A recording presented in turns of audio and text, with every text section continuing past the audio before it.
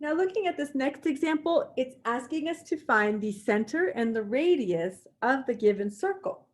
Then it wants us to graph. That's kind of a normal thing that they always ask us.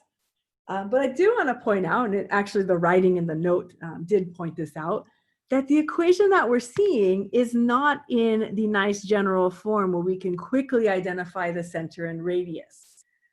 So one of the tricks we do have from our past is completing the square. Now, if you can complete the square on the y variables and the x variables at the same time, what's going to happen is it's going to lead you to this nice form. So it's a lot nicer for us to graph. So let's try that. The first thing I will do is rearrange the terms. So I put all the x values together. So that's x squared minus 4x. I'm going to leave some space because I know I have to add something to that binomial. I'm also going to separate it out. We have a plus y squared, a minus 8y.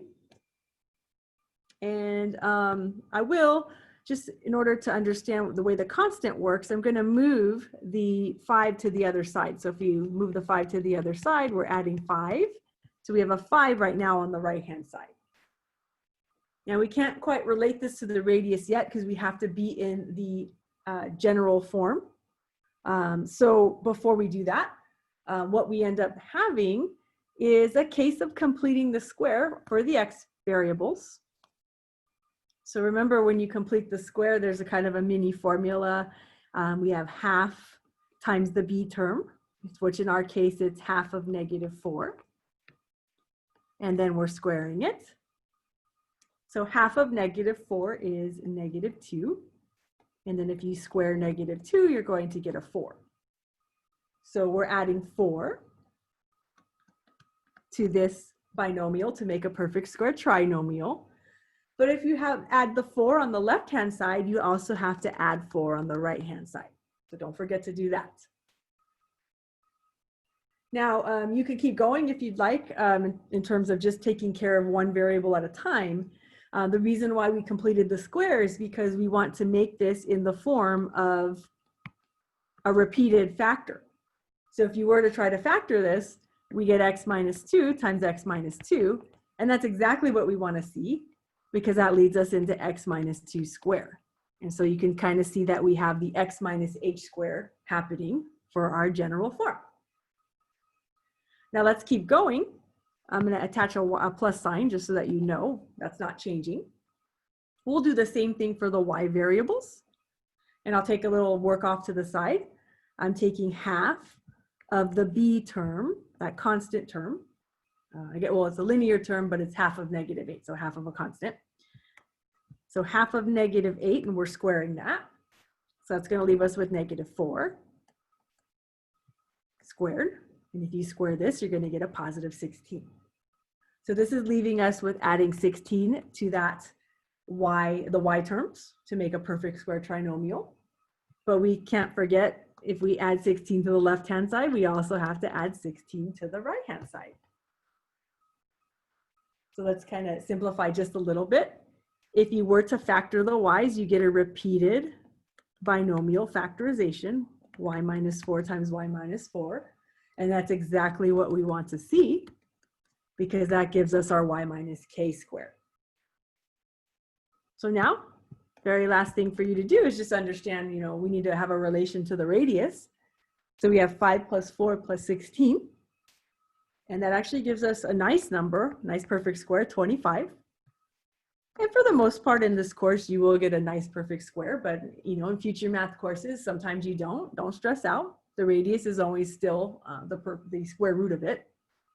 So now we have our nice form, nice general form. So this gives us a heads up that our center, let's see, we have a shift going on, not just for the x's, but for the y's. The center would be +2 and +4. So 2, 4. Might as well plot that while I'm here. 2, 4. I gotta draw in some lines still. And our radius, if we're gonna identify this, it's the square root of 25, so it is 5 units. So we found the center and radius of the circle. All we have to do is translate this to a hand graph. So with the radius, we're just going to count 5 units up. So it leaves us with 1, 2, 3, 4, 5. 5 units down. 1, 2, 3, 4, 5.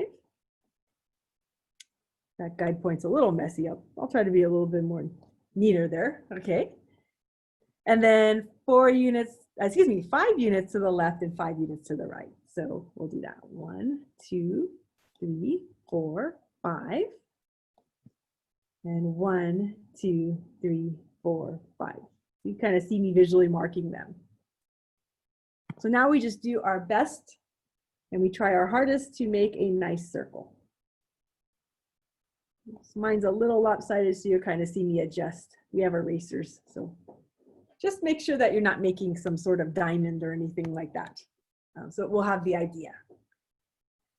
So this is what I was really excited about whenever we first went over completing the square. It does make graphing conic sections a lot nicer if you can change the form from standard form to general form. So it's worth the process. It's worth the time to take. Go ahead and practice that, and I will see you in the next example.